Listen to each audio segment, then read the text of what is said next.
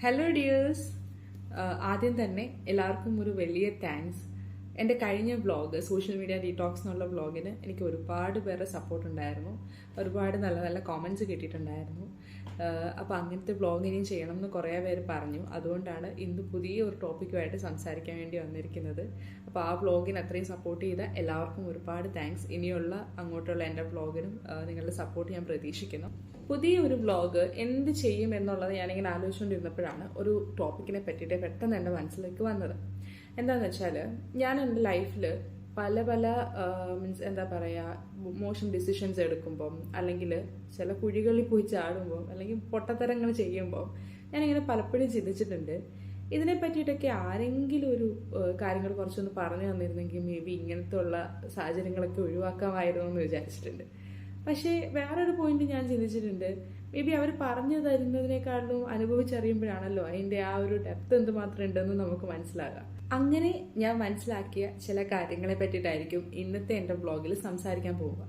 ഞാൻ ഈ പറയുന്ന പല കാര്യങ്ങളും ഇത് കേൾക്കുന്നത് നിങ്ങളിൽ പലർക്കും ഇത് റിലേറ്റബിൾ ആയിരിക്കും എന്ന് എനിക്കറിയാം. അങ്ങനെ റിലേറ്റബിൾ ആയിട്ടുള്ള കാര്യങ്ങളുണ്ടെങ്കിൽ, അല്ലെങ്കിൽ ഞാനിനി പറയാൻ വിട്ടുപോകുന്ന കാര്യങ്ങൾ ഒരുപാട് കാര്യങ്ങളുണ്ടാവും. ഇമ്പോർട്ടൻ്റ് ആയിട്ടുള്ള കുറച്ച് ടോപ്പിക്സിനെ പറ്റി മാത്രമായിരിക്കും ഞാനത് സംസാരിക്കാൻ പോകുന്നത്. അപ്പോൾ ഇതുപോലത്തെ ഇൻസിഡൻസ് ഒക്കെ നിങ്ങളുടെ ലൈഫിൽ ഉണ്ടായിട്ടുണ്ടെങ്കിൽ പ്ലീസ് ഡു കമൻറ്റ് ബിലോ. അപ്പോൾ നമുക്ക് നമ്മുടെ വ്ളോഗിലേക്ക് കിടക്കാം. Before that, welcome back to my channel Rose Petals by Rosy. ഞാൻ ഈ പറയാൻ പോകുന്ന കാര്യങ്ങളൊന്നും ഒരു ഉപദേശമായിട്ടോ അല്ലെങ്കിൽ ഞാൻ ഈ പറയുന്ന കേട്ട് നിങ്ങൾ ഇൻസ്പയർ ആവണമെന്ന് വിചാരിച്ചിട്ടോ അല്ല ഇതൊന്നും പറയുന്നത്. എൻ്റെ ഈ പ്രായത്തിലേക്കൊക്കെ എത്താൻ പോകുന്ന ആൾക്കാരുണ്ട്, ഈ വ്ളോഗ് കാണുന്നവരുണ്ടെന്നുണ്ടെങ്കിൽ നിങ്ങൾക്കിതൊരു റിമൈൻഡർ ആയിരിക്കാം. അതല്ല, എൻ്റെ ഈ പ്രായം കഴിഞ്ഞു വന്നിട്ടുള്ള ആൾക്കാരാണെന്നുണ്ടെങ്കിൽ കഴിഞ്ഞു വന്ന പല സമയത്തും നടന്നിട്ടുള്ള പല കാര്യങ്ങളും ഓർക്കാൻ വേണ്ടിയിട്ടുള്ള ഒരു വ്ളോഗായിരിക്കാം ഇത്. അത്രയേ ഉള്ളൂ. ആദ്യം എന്തിനെപ്പറ്റി സംസാരിക്കും എന്നുള്ളത് ഞാനിങ്ങനെ ആലോചിച്ച സമയത്ത് ഫസ്റ്റ് എൻ്റെ മൈൻഡിൽ വന്ന കാര്യം ഇതാണ്: it's okay to make mistakes. ലൈഫിൽ മിസ്റ്റേക്സ് പറ്റുന്നത് ഏറ്റവും നല്ല കാര്യമായിട്ട് തന്നെയാണ് എനിക്ക് തോന്നിയിട്ടുള്ളത്. അതെന്താന്ന് വെച്ചാൽ, നമുക്ക് പുതിയ പുതിയ കാര്യങ്ങൾ പഠിക്കാനായിട്ട്, പുതിയ ലെസൺസ് കിട്ടാൻ വേണ്ടിയിട്ട് നമ്മളെ ഗ്രോ ചെയ്യാൻ ഹെൽപ്പ് ചെയ്യുന്ന ഏറ്റവും വലിയൊരു ഫാക്ടർ മിസ്റ്റേക്സ് ആണെന്ന് ഞാൻ പറയുള്ളൂ. എന്തെല്ലാം അബദ്ധങ്ങൾ നമ്മൾ ചെയ്തിട്ടുണ്ടാവും, പക്ഷെ അതിൻ്റെ എല്ലാം പുറകിൽ ഒരു ലെസൺസ് ഉണ്ടാവില്ല. നമ്മളും ആ മിസ്റ്റേക്സിനൊക്കെ ഓരോ കാര്യങ്ങൾ പഠിച്ചിട്ടല്ലേ പുതിയ പുതിയ കാര്യങ്ങൾ ചെയ്യുമ്പം ഇതിനിയും സംഭവിക്കരുതെന്ന് വിചാരിച്ചിട്ടല്ലേ പല കാര്യങ്ങളും ചെയ്യാറ്. So I should say it's okay to make mistakes. ഞാൻ മനസ്സിലാക്കിയ രണ്ടാമത്തെ ഒരു ഇമ്പോർട്ടൻ്റ് ആയിട്ടുള്ള കാര്യമാണ്, നോ പറയേണ്ടടുത്ത് നമ്മൾ നോ പറഞ്ഞേ പറ്റുള്ളൂ. ലൈഫിൽ എല്ലാവരെയും തൃപ്തിപ്പെടുത്തി നമുക്ക് ജീവിക്കാൻ പറ്റില്ല. അങ്ങനെ ചെയ്യുവാണെന്നുണ്ടെങ്കിൽ നമ്മൾ നമ്മളായിട്ടായിരിക്കത്തില്ല നിൽക്കുന്നത്. എല്ലാം നമ്മുടെ കണ്ണിന് മുന്നിൽ കാണുന്ന എല്ലാത്തിനെയും നമ്മൾ യെസ് പറയാനോ അല്ലെങ്കിൽ ഇഷ്ടമില്ലാഞ്ഞിട്ടും അതിന് ഓക്കെ പറഞ്ഞ് നമ്മൾ മുന്നോട്ട് പോവുകയാണെങ്കിൽ ലൈഫിൽ നമ്മൾ വേറെ ആർക്കോ വേണ്ടി ജീവിക്കുന്ന പോലെ ആയിരിക്കും തോന്നുക. നോ പറയേണ്ടടുത്ത് നമ്മൾ നോ പറഞ്ഞേ പറ്റുള്ളൂ. അതൊരിക്കലും ഒരു സെൽഫിഷ്നെസ് ആയിട്ട് എനിക്ക് ഫീൽ ചെയ്തിട്ടില്ല. പകരം അതെനിക്ക് തോന്നിയിട്ടുള്ളത് സെൽഫ് റെസ്പെക്റ്റ് ആയിട്ടാണ് തോന്നിയിട്ടുള്ളത്. ഇനി മൂന്നാമത്തെ കാര്യം, നമ്മുടെ ലൈഫിന്റെ എല്ലാ സന്തോഷങ്ങളും എല്ലാവർക്കും സന്തോഷങ്ങളായിരിക്കില്ല. എല്ലാ ദുഃഖങ്ങളും എല്ലാവർക്കും ദുഃഖങ്ങളും ആയിരിക്കത്തില്ല. അതായത്, നമ്മുടെ സന്തോഷങ്ങളിൽ ദുഃഖിക്കുകയും ദുഃഖങ്ങളിൽ സന്തോഷിക്കുകയും ചെയ്യുന്ന മനുഷ്യരായിരിക്കും നമുക്ക് ചുറ്റുമുള്ളവർ കൂടുതലും. അങ്ങനെ അല്ലാത്ത രണ്ടുപേരെ ഈ ലോകത്തുണ്ടാവുള്ളൂ, അത് നമ്മളുടെ അച്ഛനും അമ്മയും മാത്രമായിരിക്കും. ഇനി നാലാമതായിട്ട് ഞാൻ മനസ്സിലാക്കിയ ഒരു കാര്യം അതിതാണ്: don't judge a book by its cover. ഒരാളുടെ രൂപം കൊണ്ടോ സംസാരം കൊണ്ടോ ഒരിക്കലും നമുക്ക് അവർ ചെയ്യുന്ന എന്ത് പ്രവൃത്തി കൊണ്ടോ തുടക്കത്തിൽ ഒരാളെ വിലയിരുത്താൻ പറ്റില്ല. ചിലപ്പോൾ നന്നായി സംസാരിക്കുന്ന ആളുകളായിരിക്കാം നമ്മുടെ മുമ്പിൽ ഏറ്റവും നന്നായി അഭിനയിക്കുന്നത്. ഒരുപാട് കൺവിൻസിങ് സ്റ്റാറുകളുടെ ലോകത്താണ് നമ്മൾ ജീവിക്കുന്നത്. അപ്പോൾ ആളുകളെ മാനിപ്പുലേറ്റ് ചെയ്യാൻ കഴിവുള്ള ഒരുപാട് ആളുകൾ നമ്മുടെ ചുറ്റിനും ഉണ്ടായിരിക്കാം. പക്ഷേ ഇതൊന്നിനും കഴിവില്ലാതെ വളരെ അവരുടേതായ കാര്യങ്ങൾ നോക്കി ജീവിക്കുന്ന ഒരുപാട് ആൾക്കാരും ഉണ്ടാവും. പക്ഷെ അവരായിരിക്കാം മേ ബി റിയൽ ആയിട്ടുള്ള മനുഷ്യർ. അതുകൊണ്ട് നമ്മളൊരാളെ സെലക്ട് ചെയ്യുമ്പം, ലൈഫിൽ നമ്മുടെ കാര്യങ്ങൾ ഏറ്റവും കൂടുതലായിട്ട് ഷെയർ ചെയ്യുമ്പം അവര് നമ്മൾ വിചാരിക്കുന്ന രീതിയിൽ തന്നെ ആയിട്ടുള്ള ആളുകളാണോ എന്നുള്ളത് മനസ്സിലാക്കാനോട് നമ്മൾ പഠിക്കണം. ഇത് വളരെ ഇമ്പോർട്ടൻ്റ് ആണ്. കാരണം ഇപ്പം ഇത് നന്നായിട്ട് നമുക്ക് വരും, ഇത് മോശമായിട്ട് നമുക്ക് വരും. അതെങ്ങനെയാണെന്നുള്ളത് തീരുമാനിക്കേണ്ടത് നമ്മൾ തന്നെയാണ്. ഇനി അഞ്ചാമതായിട്ട് ഞാൻ മനസ്സിലാക്കിയ ഒരു കാര്യം എന്താണെന്ന് വെച്ചാൽ, it's okay not to be okay ഓക്കെ. അതായത്, എല്ലാ ദിവസവും നമുക്ക് ഒരുപോലെ ആയിരിക്കത്തില്ല.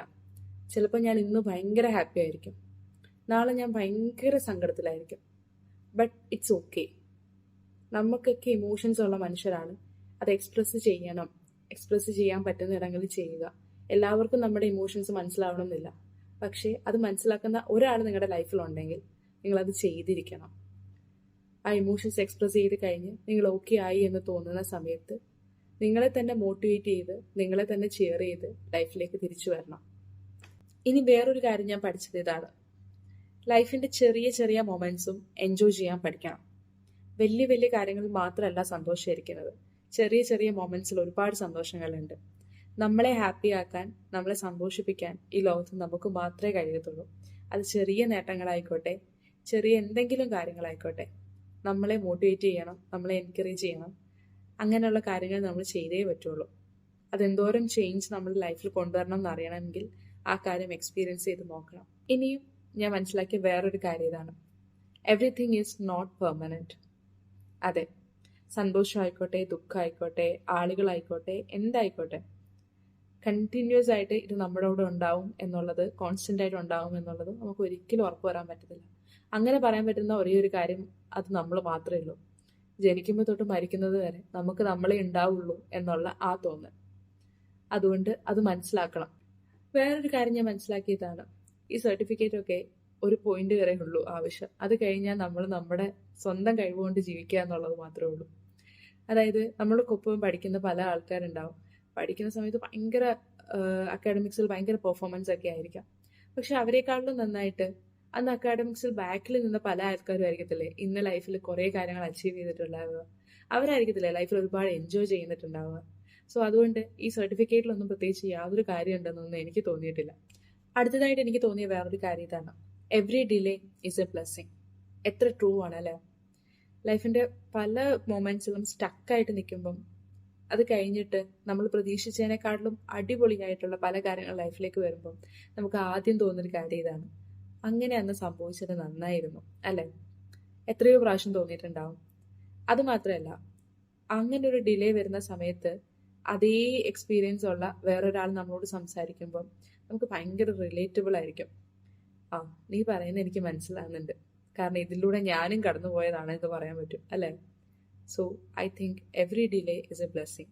നല്ല നല്ല കാര്യങ്ങൾക്ക് വേണ്ടിയിട്ട് കുറച്ച് ഡിലേ വരുന്നത് നല്ലതാണെന്ന് എനിക്ക് പലപ്പോഴും തോന്നിയിട്ടുണ്ട്. ഇനി ലാസ്റ്റ് തിങ്, നമുക്ക് പ്രായമാവുന്ന പോലെ തന്നെ നമ്മുടെ പേരൻസിനും പ്രായമായിക്കൊണ്ടിരിക്കുകയാണ്. ഒരുപാട് കാര്യങ്ങൾ നേടിയെടുക്കാൻ വേണ്ടി ഓടുന്നതിനിടയ്ക്ക് അവരെ മറന്നു പോകരുത്. ഇടയ്ക്ക് അവരെ ഒന്ന് വിളിക്കാൻ നോക്കുക, അവരുടെ അടുത്ത് സമയം സ്പെൻഡ് ചെയ്യാൻ നോക്കുക. കാരണം ഇന്നുള്ള നമ്മൾക്ക് എന്തൊക്കെയുണ്ടോ അതെല്ലാം അവർ നേടിത്തന്നതാണ്. അതുകൊണ്ട് അവരെ മറന്നിട്ട് നമുക്ക് വേറെ ഒന്നും ചെയ്യുന്നത് കൊണ്ട് രക്ഷപ്പെടും തോന്നുന്നില്ല. പിന്നെ അത് മാത്രമല്ല, എവിടെയൊക്കെ ആയിരുന്നാലും നമുക്ക് വേണ്ടി നല്ലത് വരണമെന്ന് ആഗ്രഹിക്കാനും നമ്മൾക്ക് വേണ്ടി നല്ലതിന് വേണ്ടി പ്രാർത്ഥിക്കാനും അവർ മാത്രമേ ഉണ്ടാവുള്ളൂ.